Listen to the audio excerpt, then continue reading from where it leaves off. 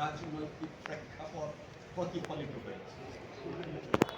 দেশে যে আইনের শাসন ছিল না, ন্যায় বিচার থেকে মানুষ বঞ্চিত ছিল, সেই বঞ্চিত ন্যায় বিচার ছিল শুধুমাত্র রাজনৈতিক কর্মী নয়, দেশের আপামর জনসাধারণ ন্যায় বিচার থেকে বঞ্চিত ছিল, যা অ্যাটর্নি জেনারেল সাহেব বলেছেন স্পষ্টভাবে। গুম, হত্যা, কোনো কিছুর প্রতিকার আনফর্চুনেটলি মহামান্য সুপ্রিম কোর্ট থেকে পাওয়া যায়নি কার্য।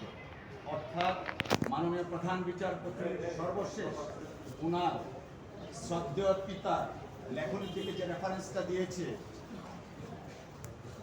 সংবিধান হচ্ছে শাশ্বত এবং জীবন্ত। সংবিধানের যে ব্যাখ্যা এবং প্রয়োগ যখন না থাকে তখন সেটা হয়ে যায় একটা মৃত।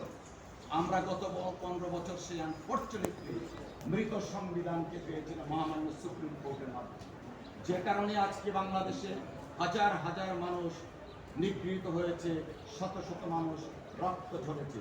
তৎকালীন সময়ে যদি তত্ত্বাবধায়ক সরকার ব্যবস্থা এই মহামান্য সুপ্রিম কোর্টের মাধ্যমে অ্যাবলিশ করা না হতো, দেশ হতো আজকে এই পর্যায়ে আসতো না।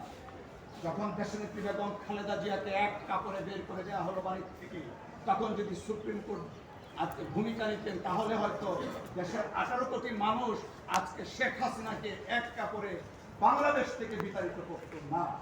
আমরা চাই আইনের শাসন, আমরা চাই ন্যায় বিচার, যেন আমি, আপনি, আমরা সারা বাংলাদেশের প্রত্যেকটা নাগরিক মহামান্য সুপ্রিম কোর্ট আমাদের আশা ভরসা শেষ হয়, সেই জায়গাটাকে যেন এসে অক্ষত পায় এবং তারা যেন মনে করে yes, it is my last resort, yes, it is my last hope, and I am getting redress from the Honorable Supreme Court. যারা এই ন্যায় বিচার করেননি তাদের বিরুদ্ধে কোনো ব্যবস্থা নেওয়া হবে কিনা? দেখুন, গত কয়েকদিন আগে থেকেই অনেকে অনেক কথা বলছেন। এটা ছিল একটা ক্রান্তিকালের সময়। কথাগুলোর বলার কারণও ছিল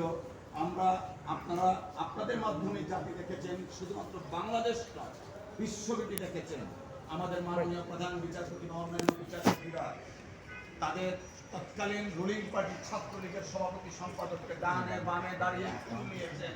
আপনারা মিডিয়া পত্রিকা প্রকাশ করেছেন। বাংলাদেশের ইতিহাসে কেন, কোনো বিশ্বের কোনো রাষ্ট্রের ইতিহাসে মাননীয় প্রধান বিচারপতি কখনো এরকম করেননি। আপনারা দেখেছেন তলোয়ার উপহার দেওয়া হয়েছে মাননীয় প্রধান বিচারপতিকে, তাও কখনো জাতি দেখেনি। আমরা চাই মহামান্য সুপ্রিম কোর্টের যে ঋত গৌরব, ঋত ঐতিহ্য আছে তা পুনঃপ্রতিষ্ঠা করার জন্য। আর ছাত্র জনতার যে দাবির কথা বলছেন, সেই সময় যারা তলোয়ার নিয়েছিলেন তারা তখন আসীন ছিলেন। এই নববিপ্লবের মাধ্যমে দ্বিতীয় স্বাধীনতার ফসল হিসাবে মহামান্য রাষ্ট্রপতি মাননীয় প্রধান বিচারপতিকে নিয়োগ দান করেছেন।